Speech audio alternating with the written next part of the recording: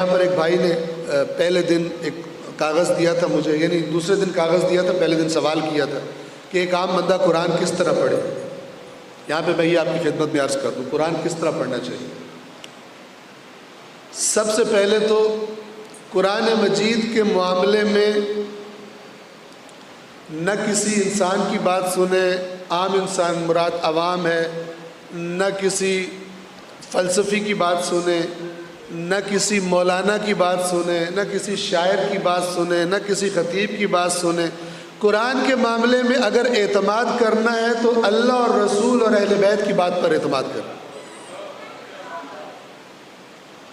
ایک بہت بڑا گھپلا ہو گیا ہمارے ساتھ، بہت بڑا فراڈ ہو گیا ہوا ہے، وہ یہ کہ جو اللہ کہہ رہے ہیں اپنی کتاب کے بارے میں، جو رسول اللہ کہہ رہے ہیں اس کتاب کے بارے میں، جو مولا علی فرما رہے ہیں اس کتاب کے بارے میں، جو اہل بیت اطہار کے باقی افراد فرما رہے ہیں اس کتاب کے بارے میں، اس کو ہم نے چھوڑ دیا ہے، اور جو قبلہ صاحب فرما رہے ہیں اس کو پکڑ لیا۔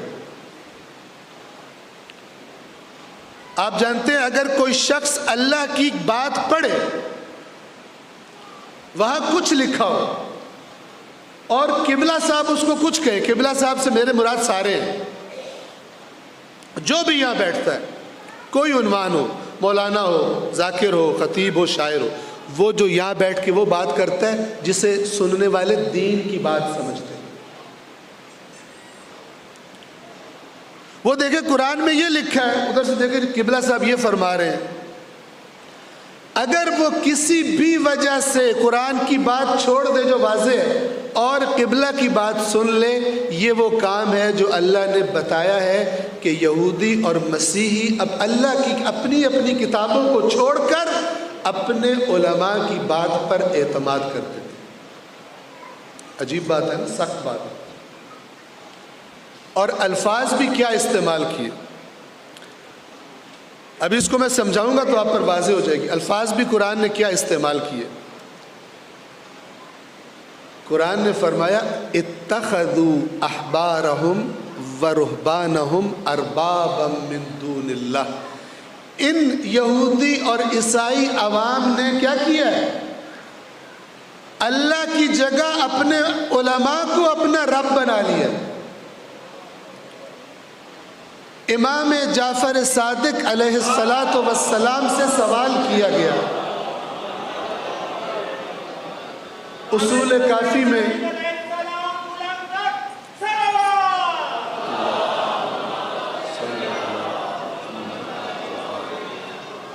سوال کیا گیا کہ یہ جو قرآن نے کہا ہے کہ انہوں نے احبار حبر کی جمع ہے، یہودی عالم کو حبر کہتے تھے، رہبان راہب کی جمع ہے، مسیحی اپنے علماء کو راہب کہا کرتے تھے، انہوں نے اپنے احبار اور رہبان کو اربابن رب کی جمع ہے، رب بنا لیے، من دون اللہ، اللہ کو چھوڑ۔ تو امام سے سوال کیا گیا کہ یہ جو یہودی اور مسیحی عوام تھے یہ اپنے علماء کی عبادت کرتے تھے، ان کو سجدہ کرتے تھے۔ امام نے فرمایا واللہ نہیں، اللہ کی قسم، نہ یہ اپنے علماء کی عبادت کرتے تھے، ان کے سامنے کو کھڑا کر کے سامنے سجدہ کر رہے ہوں، نہ ان کے لیے روزے رکھتے تھے مثال کے طور پر۔ اب سنیے غور سے امام نے کیا فرمایا۔ لب لباب اس کا یہ ہے کہ بغیر کسی قید و شرط کے جو وہ کہتے تھے مان لیتے تھے، چیک کرنے کی کوشش نہیں کرتے تھے۔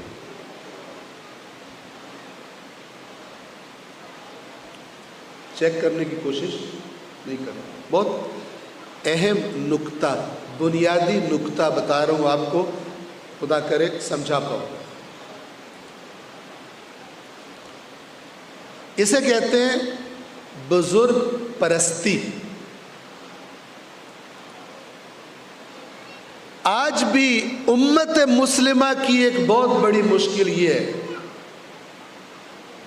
کہ اگر کسی سے کہو کہ قرآن میں یہ لکھا ہے اور اس کے مسلک کے کسی بڑے عالم نے اس کے بارے میں کوئی اور بات کی ہو تو کیا کہے گا؟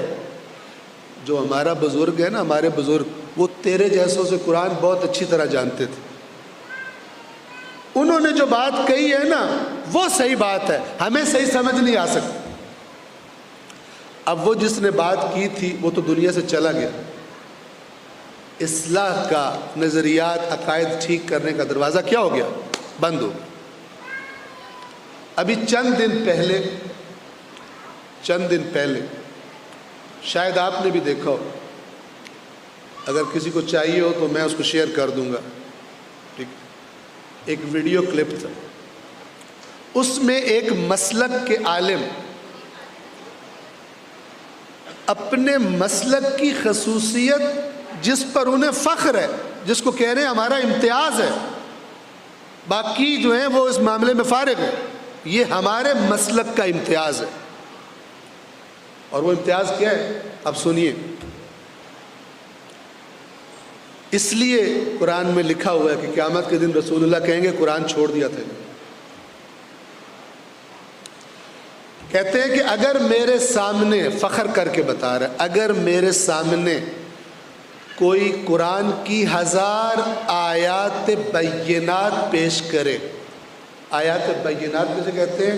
وہ آیات کے جن کا معنی بالکل واضح اور روشن ہے، بالکل واضح ہے۔ اب سنیں، امت کا بیڑا غرق کیوں ہے؟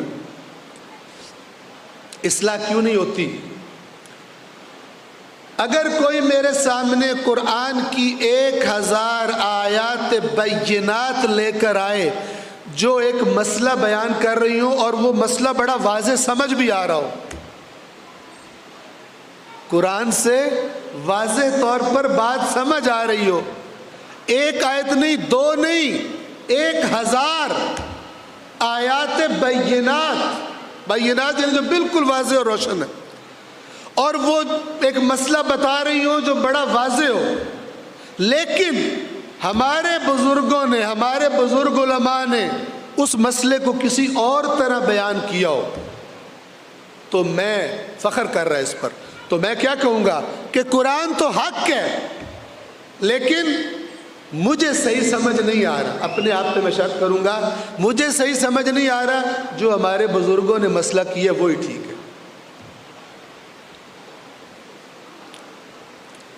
اس پہ غور کیجئے گا، یہ نظریہ جس کا ہے یہ تقریباً سبھی میں ہے، ہمارے سمیت۔ جو قرآن پڑھیں گے نا ان کو پتہ چلے گا، جو پڑھے گا ہی نہیں تو پھر موجہ، اس کو ٹینشن ہی نہیں۔ جو پڑھے گا قرآن مجید کو اس اعتماد کے ساتھ کہ کائنات کے ہر عالم، ہر خطیب، ہر مؤلف، ہر مصنف سے زیادہ اللہ کو بات سمجھانے کا طریقہ آتا ہے، بات کرنے کا طریقہ آتا ہے، جو اس ایمان کے ساتھ قرآن پڑھے گا وہ اس وادی میں داخل ہوگا، ورنہ 19-20 کے فرق کے ساتھ کیا کہیں گے؟ ہم نہیں سمجھ سکتے، جو بزرگ کہہ گئے وہی ٹھیک۔ یہ ایک بنیادی ترین اسلام کی آفات میں سے ایک آفت یہ ہے۔ ایک تو آفت یہ ہے نا کہ قرآن ہے ہی نہیں عوام میں، اور اگر آپ میری بات پر غور کریں گے تو آپ کو پتہ چلے گا کہ یہ جو عوام کے اندر قرآن کو سمجھنے کا رواج نہیں ہے، اس کا سبب ہی یہ بات ہے کہ ان کے ذہنوں میں بٹھا دیا گیا ہے کہ قرآن سے جو سمجھ آئے وہ ٹھیک نہیں ہے، جو تمہارے بزرگوں بابوں نے کہا ہوا ہے وہ ٹھیک ہے۔ لہذا آپ کو مختلف مسالک کے مولوی کیا کہتے ہوئے ملیں گے؟ خود قرآن نہ پڑھنا گمراہی کا خطرہ ہے۔ سبحان اللہ، اللہ نے جو کتاب نازل کی ہے اس سے تمہاری گمراہی کا خطرہ ہے، جس کو وہ کہہ رہا ہے کہ ہم نے تمہاری طرف وَأَنزَلْنَا إِلَيْكُمْ نُورًا مُبِينًا، ٹھیک ہے، وَهَذَا بَيَانٌ لِلنَّاسِ، یہ لوگوں کے لیے بیان ہے، جس کی تعریفیں کر کر کے کتاب کی اللہ تھک رہا نہیں ہے، اس کو نہ پڑھنا، گمراہ ہو جاؤ۔ کیوں؟ اس لیے کہ جب امت، جب عوام، عام لوگ جس طرح اپنے اسکول، کالج، یونیورسٹی کی کتابوں کو پڑھتے ہیں، حل کرنے کی کوشش کرتے ہیں کہ میرے لیے کلیئر ہو کہ بات کیا ہے تاکہ میں امتحان دے سکوں، تاکہ میں سمجھ سکوں، تاکہ یہ علم میری اگلی آنے والی زندگی میں میرے کام آئے۔ حل کرتے ہیں کتابوں کو۔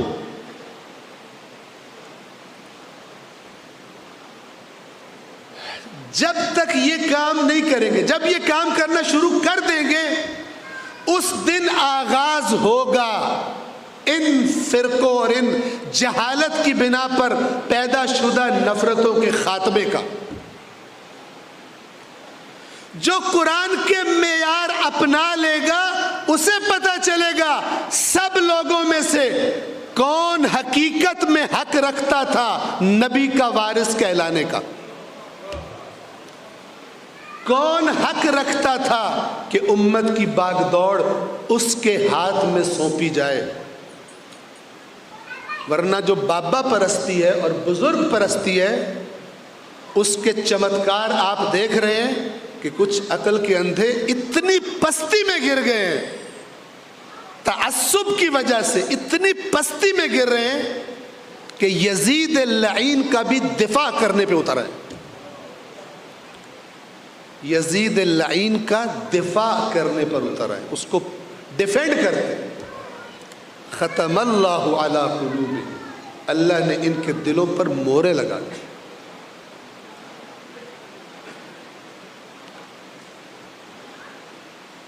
مور کا مطلب کیا ہوتا ہے؟ مور کا مطلب یہ ہوتا ہے کہ یہ ڈٹائی میں اتنا آگے بڑھ گیا ہے اپنے ڈھیٹ مزاج میں، ہٹ دھرمی کے مزاج میں، کہ اللہ تعالیٰ نے اس کے اندر سے وہ حق سمجھنے کی صلاحیت ختم کر دی۔